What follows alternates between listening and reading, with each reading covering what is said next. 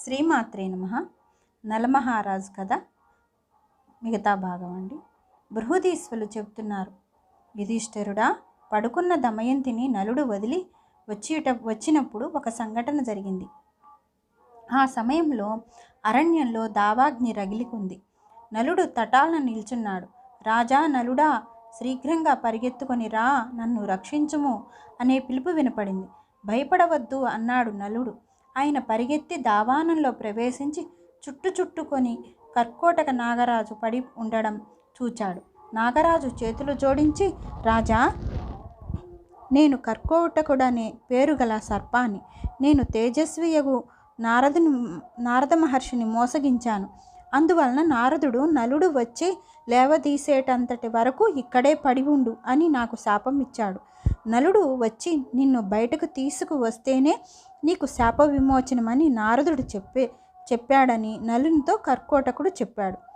అట్టి శాప కారణంగా తాను ఇచ్చట నుండి ఒక్క అడుగైనా కదలకుండా ఉన్నానని మొరబెట్టుకున్నాడు. ఓ నలరాజా, నీవు నాకు శాప విమోచనము చేయుము. నేను నీకు మిత్రుడనవుతాను. నీకు హితము చేకూర్చే వచనాలు చెబుతాను అని చాలా బరువున్నానని భయపడకు. ఇప్పుడే తేలికగా మారగలను అని చెప్పెను. దయామయుడైన నలుడు బొటనవేలంత సమానంగా మారిన కర్కోటక సర్పాన్ని లేవదీసి దావానలం నుండి బయటికి తెచ్చాడు. అప్పుడు కర్కోటకుడు, రాజా, నన్ను నీవు భూమి మీద పడవేయకము, కొన్ని అడుగులు వరకు లెక్క పెడుతూ వెళ్ళు అన్నాడు.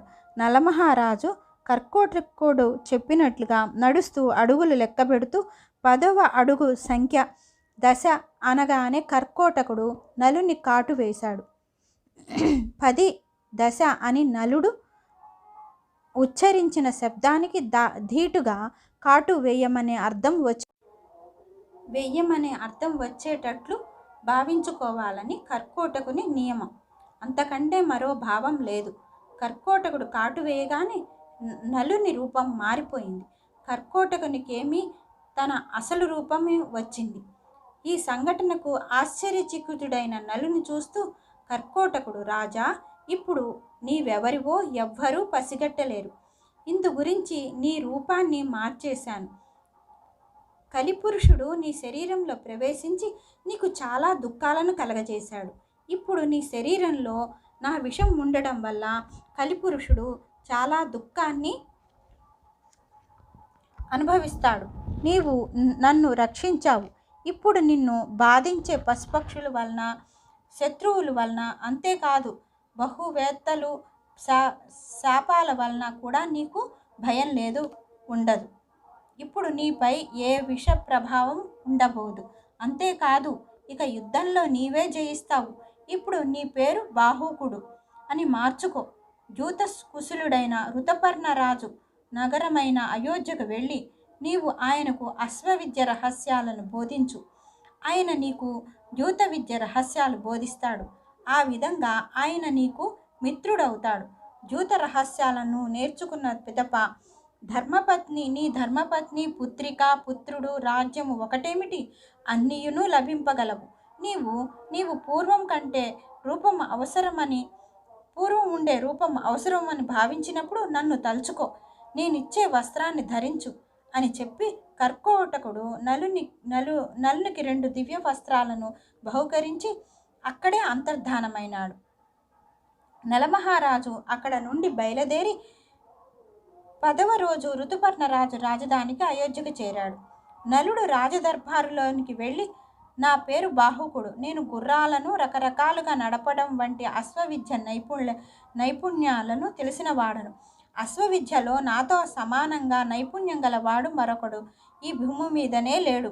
ఆర్థిక సంబంధముకు గంభీర సమస్యలలో సైతం నీకు సలహాలు ఇవ్వగలవాడను. అంతేకాదు పాక విద్యలో నేను ఆరితేరిన వాడను. రకరకాల వంటలు ఎన్నో చేయగలవాణ్ణి. హస్తకౌశలానికి సంబంధించిన అనేక పనులు చేయగలను. సుకుమారమైనవి కావు, కఠిన పనులు కూడా నిర్వర్తించగలను. కనుక తాము నాకు జీవన భృతి నిర్ణయించి నన్ను మీ వద్ద పెట్టుకొనుడు. అని విన్నవించుకున్నాడు. అప్పుడు ఋతుపర్ణుడు, బాహుక, నీవు బహు చక్కగా వచ్చావు. నీ నైపుణ్యాలు సంబంధించిన అన్ని పనులు నీకు బాధ్యతగా ఉంటాయి.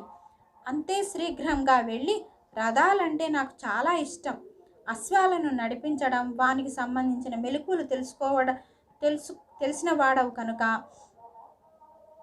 నిన్ను నేను మా అశ్వాలకు అధ్యక్షునిగా చేస్తున్నాను. నీకు ప్రతి నెల 10,000 బంగారు నాణ్యాలను లభింపగలవు. దీనితో పాటుగా వర్షణీయుడు నలుని పూర్వపు రథసారథి జీవలుడు ఎప్పుడూ నీ వద్దనే ఉంటారు. నీవు ఆనందంగా నా ఆస్థానంలో ఉండుము అన్నాడు ఋతుపర్ణ మహారాజు. సత్కారాలను గ్రహించిన వాడైన నలుడు బాహుకుని రూపంలో వర్షణయునితో జీవలునితో అయోధ్యలో నివసించసాగాడు. అయితే ప్రతిరోజు నలుడు రాత్రి వేళల్లో దమయంతిని స్మరిస్తూ, అయ్యో ఆకలి దప్పులతో దమయంతి, నీవెక్కడ ఉన్నావు, ఏం చేస్తున్నావు, ఎక్కడ నిద్రపోతున్నావు అని అనుకుంటూ ఆమె తన జీవిత నిర్వహణార్థం ఎవరి వద్దకు వెడుతుందో కదా అని అనుకునేవాడు. శతవిధాల దమయంతిని గురించి ఆలోచించేవాడు. ఇలా ఎన్నో అనుకున్నా తనను ఎవరూ గుర్తించకుండా ఉన్నట్టుగా ఋతుపర్ణ రాజు వద్ద ఉండసాగాను. విదర్భ నరేంద్రుడు భీమునకు తన అల్లుడు రాజ్యాధిలన్నీ పోగొట్టుకొని తన కుమార్తెతో అరణ్యాల్లో పట్టినాడన్న వార్త తెలిసింది. అప్పుడు అతడు బ్రాహ్మణులను పిలిచి వారికి చాలా ధనము మెచ్చుకొని, ఓ బ్రాహ్మణులారా, ఈ భూమి మీద మీరు అన్ని ప్రాంతాలకు వెళ్ళి నలదమయంతుల ఆచూకీ తెలుసుకొని వారికి వెతికి తీసుకురండి. ఏ బ్రాహ్మణుడైతే ఈ పనిని పూర్తిగా నిర్వర్తించగలడో ఆయనకు 1,000 ఆవులు భూమి ఇవ్వబడతాయి. వారిని తీసుకొని రాలేకపోయినా కనీసం ఆచూకీ చెబితే చాలు 10,000 ఆవులు ఇవ్వబడతాయి. ఇందుకు బ్రాహ్మణులు చాలా ప్రసన్నులై నలదమయంతులను వెతకడానికి బయలుదేరారు. సుదేవుడనే పేరుగల బ్రాహ్మణుడు నలదమయంతుల ఆచూకీ తెలుసుకోవడానికి చేది నరేంద్రుని రాజధానికి వెళ్ళాడు. ఆయన ఒక రోజున రాజమందిరంలో దమయంతిని చూశాడు. ఆ రోజున రాజమందిరంలో పుణ్యాహవాచనం జరుగుతోంది.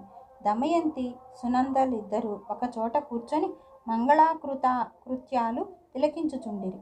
బ్రాహ్మణుడు సుదేవుడు దమయంతిని చూసి, నిజానికి ఈమెయే భీముని కుమార్తె. నేను ఆమె దమయంతి అని చూసి నిజానికి ఈమెయే భీముని కుమార్తె. నేను ఆమెని రూపాన్ని మునుపు ఏ విధంగా చూచానో ఇప్పుడు కూడా ఆమె ఆ విధంగానే చూస్తున్నాను. చాలా మంచి పని జరిగింది. ఈమెను చూడడం వల్ల నా యాత్ర సఫలీకృతమైనది. సుదేవుడు దమయంతి వద్దకు వెళ్ళి ఇలా అన్నాడు, విదర్భనందిని, నేను నీ సోదరుని, మిత్రుడను, బ్రాహ్మణుడను, సుదేవుడను. భీమరాజు ఆజ్ఞానుసారంగా నిన్ను వెతుకుతూ ఇక్కడకు రావడం జరిగింది. నీ తల్లిదండ్రులు, సోదరులు ఆనందంగా ఉన్నారు. నీ 2 బిడ్డలు విదర్భ దేశంలో కుశలంగా ఆనందంగా ఉన్నారు. నీ వియోగం వల్ల నీ కుటుంబీకులందరూ బలహీనంగా ఉంటున్నారు. నీవెక్కడ ఉన్నావో అని వందల కొలది బ్రాహ్మణులు వెతుకుతూ భూమి అంతటా తిరుగుచున్నారు. ఆ బ్రాహ్మణుని దమయంతి గుర్తుపట్టి ఆమె క్రమక్రమంగా ఒక్కొక్కసారి గుర్తించిన కుశల ప్రశ్నలు వేయసాగింది.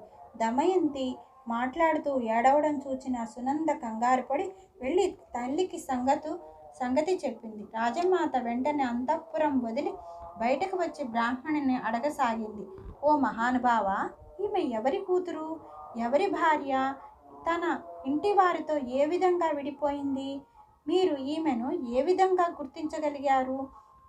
సుదేవుడు నలదమయంతుల చరిత్ర యావత్ ఆ రాజమాతకు పూసగుచ్చినట్లు చెప్పాడు. మిగతా కథ తర్వాత ఎపిసోడ్లో చెప్పుకుందాం. శ్రీమాత్రే నమః. లైక్ చేయండి, షేర్ చేయండి, కామెంట్ చేయండి. నమస్తే.